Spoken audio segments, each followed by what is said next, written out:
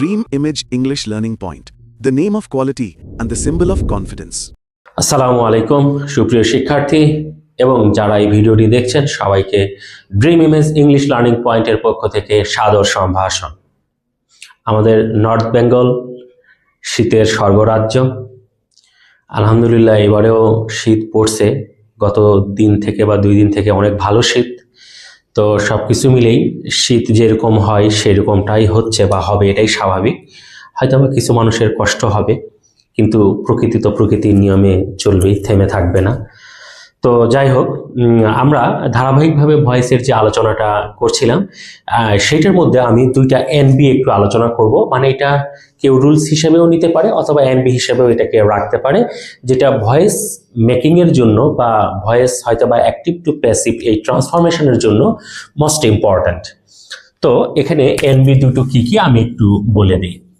NB 1, অনেকেই বলতে পারে হয়তো এনবিটা কি। এনবিটা এটা আসলে একটা ল্যাটিন ফ্রেজ, যেটার টোটাল অ্যাব্রিভিয়েশন হচ্ছে নটা বেনি, মানে বিশেষ দ্রষ্টব্য, বিশেষ দ্রষ্টব্য। তো যাই হোক, তো এই হচ্ছে এইটা আর কি। তো এইটার একটা এনবি 1, সেটা হচ্ছে কি যে কিছু কিছু বাক্য আছে যেখানে ডিরেক্ট অবজেক্ট এবং ইনডিরেক্ট অবজেক্ট দুটোই উপস্থিত আছে। তাহলে সেই ক্ষেত্রে আমরা কোন মানে অবজেক্টটাকে সাবজেক্ট করে আসলে বেসিক রুলসের যে 4টা রুলস, সেটা কোনটাকে উপরে ইমপ্লিমেন্ট করব বা কোনটার উপরে আমরা অ্যাপ্লাই করব, সেই বিষয়টা আমি আজকে ক্লিয়ার করে দেই।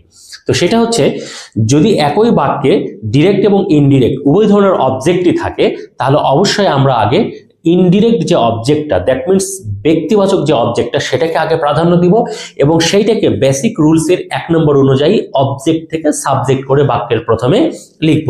আমি এক্সাম্পলের মাধ্যমে বিষয়টা ক্লিয়ার করি। যেমন, father gave me a book, gave me a book। এখানে আমরা খুব স্বাভাবিকভাবে যদি বলি, ক্রিয়াপদকে যদি আমরা প্রশ্ন করি কাকে বই দেয়, আমাকে, তাহলে এটা একটা অবশ্যই অবজেক্ট, যেটাকে কি দ্বারা প্রশ্ন করে পেলাম, কাকে দ্বারা প্রশ্ন করে। আবার যদি বলি কি দেয়, তাহলে হচ্ছে a book, তার মানে এটাও একটা অবজেক্ট। তার মানে এখানে আমরা অবজেক্ট দুটো পেলাম।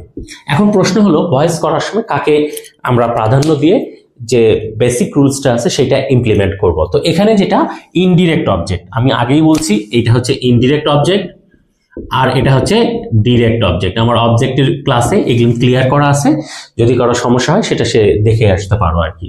তো ইনডিরেক্ট অবজেক্টটাকে আমরা প্রাধান্য দিয়ে কি করব, আমরা সাবজেক্ট করে দেব, মানে মিকে কি করব, আই। এরপরে যথারীতি এটা যেহেতু পাস্ট ইনডিফাইনিট টেন্স, তাহলে নন কন্টিনিউয়াস অনুযায়ী কি হবে, পরের টেন্সের অক্সিলারি, অর্থাৎ পাস্ট কন্টিনিউয়াস টেন্সের অক্সিলারি ওয়াজ অথবা ওয়্যার। তো আয়ের সঙ্গে স্বাভাবিকভাবেই হবে হচ্ছে ওয়াজ। এরপরে কি, মূল ভার্বের V3 গিভেন। এখন কি করব, ওই যে অতিরিক্ত এক্সট্রা একটা অবজেক্ট আছে ডিরেক্ট অবজেক্ট, এই ডিরেক্ট অবজেক্টটা আমরা ভার্বের V3 এর পরেই লিখব। তাহলে আ বুক, এটা অতিরিক্ত অবজেক্ট লিখলাম। এরপরে কি, বাই ফাদার, বাই ফাদার। অর্থাৎ ইনডিরেক্ট অবজেক্টটা এখানে আমরা যদি দেখি বেসিক রুলসের এটা 1, এইটা 2, এইটা হচ্ছে 3, এইটা হচ্ছে 4 নম্বর রুলস। আর এইটা তাহলে কি, এইটা হচ্ছে আমার ওই ইনডিরেক্ট অবজেক্টের যে মানে অংশটা আমরা যেটা বলছিলাম সেইটা, যে অতিরিক্ত অবজেক্টটা ইনডিরেক্ট অবজেক্টটা সামনে যাবে আর ডিরেক্ট অবজেক্টটা এটা অতিরিক্ত অবজেক্ট হিসেবে মূল ভার্বের V3 এর পরেই ব্যবহৃত হবে। আরেকটা এক্সাম্পল দিই, খুব কমন একটা এক্সাম্পল, যেটা ছোটবেলা থেকেই আমরা এই বাক্যটা করে আসছি, the cow gives us milk. তাহলে কি হবে, এখানে আমার আস এইটা হচ্ছে ইনডিরেক্ট অবজেক্ট, মিল্ক এটা হচ্ছে ডিরেক্ট অবজেক্ট। আমরা ইনডিরেক্টটাকে প্রাধান্য দিয়ে কি করব, আসকে করব উই। এরপর এটা যেহেতু প্রেজেন্ট ইনডিফাইনিট টেন্স, তাহলে এর পরের টেন্সের অক্সিলারি এখানে ব্যবহার হবে, কেননা বাক্যটা নন কন্টিনিউয়াস তাই।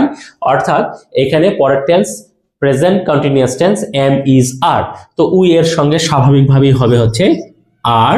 তাহলে আর আমরা লিখলাম, এরপরে ভার্বের V3 গিভেন, তারপরে অতিরিক্ত অবজেক্ট মিল্ক, তারপরে কি, বাই দ্য কাউ। এভাবে যতগুলো বাক্য হবে, যদি দুটো করে অবজেক্ট থাকে আমরা খুব সহজেই এইভাবে আনসারটা করব ক্লিয়ারলি।